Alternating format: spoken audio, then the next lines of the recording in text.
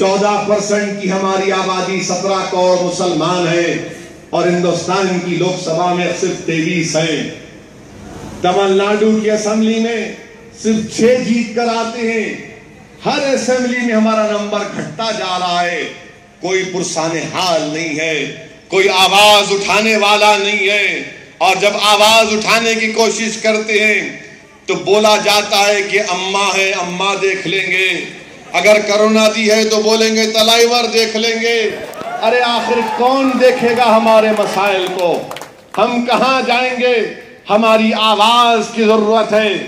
مجلس اتحاد المسلمین آپ سے کیا کہہ رہی ہے کہ آپ کی آواز ہم آواز اب ملا کر بولیں گے. ہماری آواز پر کسی اماں کی مہر نہیں ہوگی یا کسی تلائیور کی مہر نہیں ہوگی. ہماری آواز کو کوئی نہیں روک سکتا. ہماری زبانوں پر کوئی روک نہیں کر سکتا, کیونکہ یہ میرا فریڈم آف ایکسپریشن ہے. یہ میرا فریڈم آف ایکسپریشن ہے. اور ہندوستان کا کانسٹیٹیوشن مجھے اس بات کی اجازت دیتا ہے کہ میں اپنی آواز کو رکھوں. بتاؤ, آج میں اس وقت بھی جب وکیل الیکشن لڑ رہے تھے وانیم باڑی سے, تو میں وانیم باڑی کی عوام سے بھی کہہ رہا تھا کہ تمل ناڈو کے اسمبلی کے در و دیوار ترس رہے ہیں. وہ در و دیوار یہ بےتاب اور بے چین ہے سننے کے لیے کہ کاش کوئی تمل ناڈو کے اسمبلی میں آ کر تمل ناڈو کے مسلمانوں کے مسائل کی بات کر سکے. کوئی تمل ناڈو کے اسمبلی میں آ کر وہاں پر وانیم باڑی کے وہ لیدر کا کاروبار ٹینریز کے مسائل کی بات کر سکے. کاش کوئی آ کر ہمارے اردو اسکولوں کے بارے میں بات کر سکے. 300 اردو اسکول میں سے 200 بند ہو گئے, آج 100 اسکول ہیں تو ٹیچروں کو اپوائنٹ نہیں کیا جاتا. بتائیے کون اٹھائے گا یہ مسائل؟ کون اٹھائے گا یہ مسائل؟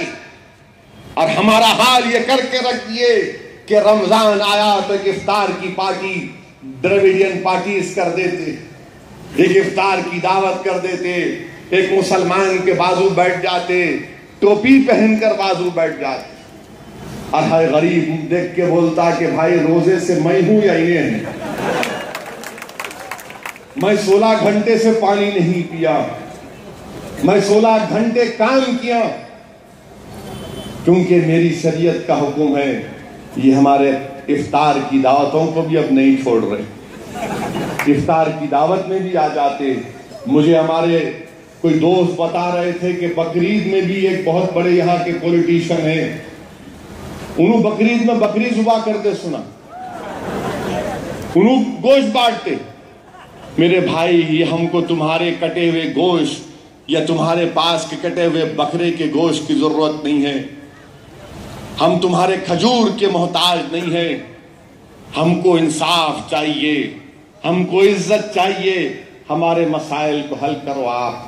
ہمارے مسائل کو کوئی حل نہیں کرتا, اور صرف ہم کو چاکلیٹ دے کر یا پھر ٹافی دے کر ہم کو بہلا دیا جاتا ہے.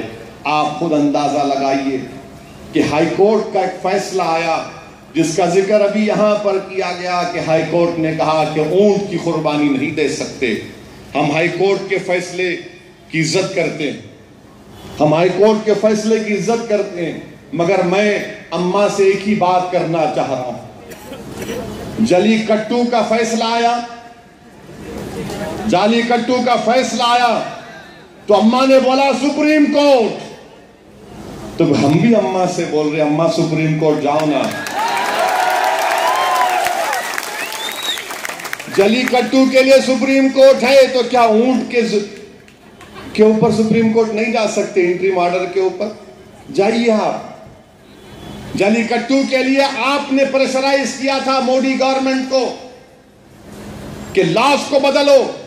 آپ بولیے ہائی کورٹ نے کیا کہا کہ ذبح کرنے کی جگہ نہیں ہے, آپ ذبح کرنے کی جگہ مہیا کریے. مہیا کر کے جا کر ہائی کورٹ کو پٹیشن دیجئے کہ ہم نے جگہ کو بنا دیا ہے. مگر اس کے بارے میں کوئی بات نہیں ہوتی. میرے بھائی, میرے عزیز دوستوں اور بزرگوں, ہر جگہ پر یہی حال بنا ہوا ہے. جیلوں میں کتنے سال سے ہمارے لوگ ہیں ڈیٹینیز. آپ کو معلوم تمل ناڈو کے جیلوں میں مسلمان ڈیٹینیز 580 ہیں. انڈر ٹرائل کتنے ہیں؟ अंडर ट्रायल तमिलनाडु के जेलों में मुसलमान करीब 12-13%। सुप्रीम कोर्ट ने कहा कि अंडर ट्रायल को छोड़ो, मगर कोई छोड़ने की बात नहीं करते। और जब हम वकील देने की बात करते हैं तो संघ परिवार वाले, फिरका परस्त जहन रखने वाले बोलते कि असदुद्दीन ओवैसी टेररिज्म की और टेररिस्ट की मदद कर रहा है वकील देकर। बताइए आप कि हम जेलों में कितने साल से सड़ रहे हैं, क्यों नहीं छोड़ते आप अन्ना दुराई की सालगिरह पर छोड़िए, एमजीआर की सालगिरह पर छोड़िए। अरे हमारे लोगों को छोड़ो ना जेल से। उनके भी घर में उनके बच्चे तड़प रहे हैं, उनकी मां तड़प रही है अपने बेटे को सीने से लगाने के लिए, उसकी बीवी बेवा बन चुकी है अपने शौहर को नहीं देखकर। कि हमारे जज्बात नहीं है, कि हमारे खुशियां आपके लिए कोई माने नहीं रखते। आखिर कब तक हम गुट गुट कर जिंदगी गुजारेंगे? याद रखो, डरना और गुट कर जिंदगी नहीं गुजारना है। ये जमहूरियत है, अपनी आवाज को उठाना पड़ेगा, अपनी जबान को खोलना पड़ेगा। और जब तक आप अपनी जबान को और अपनी आवाज को नहीं उठाएंगे, दुनिया हमारी बात को नहीं सुनेगी। जब हम अपनी आवाज को उठाएंगे, अपनी बात को रखेंगे, अपने मसाइल को रखेंगे, और जमहूरियत हमको इस बात की इजाजत देती है।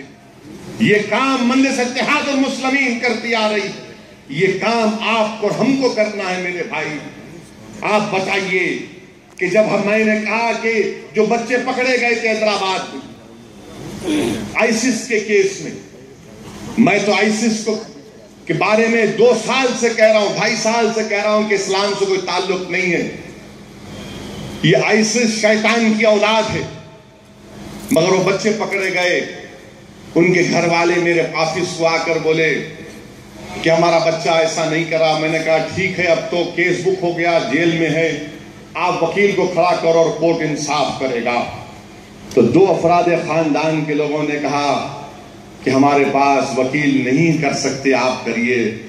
मैंने कहा ठीक है, हमारे पास लीगल सेल है। और फौरन पूरे टीवी चैनलों पर एक तूफान मच गया।